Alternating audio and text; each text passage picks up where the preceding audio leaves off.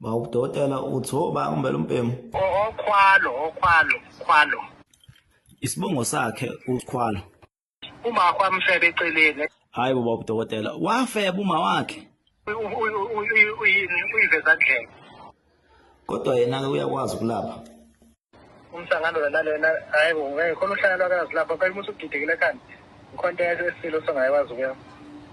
Senike namzamela kodwa usizo usalapheka. Umuntu lapho unhlanje ulo sesitenga umanzini. Umanzini ngikhulumile njengoba ngithi kade ngisasitenga mina ukhuluma nomanzini. Ngothe umfowabo ukuthi unamathamba abantu.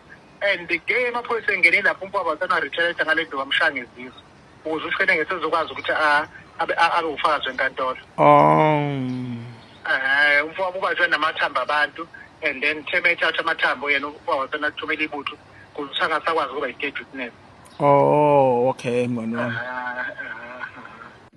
Kahle vele sithini isitolo sale ndoda?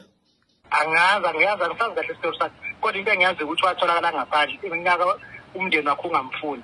Yena ko retired ukuthi aba-report emaphoyiseni kodwa umfowabo udayisa ngemithi.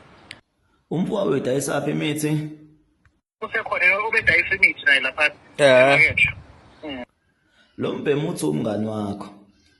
Into engiyenzile mkhulu ngathena ngamkhatha athi ngoba ngithe mina ngifuna umuntu angangekho discipline. Ngase ngaphinda ngifonela. Akaqhubeka ngoba anothi ulasha umsangano akalasho laba abakhulume naye. Ufike kanjani esibongweni sakhwalo?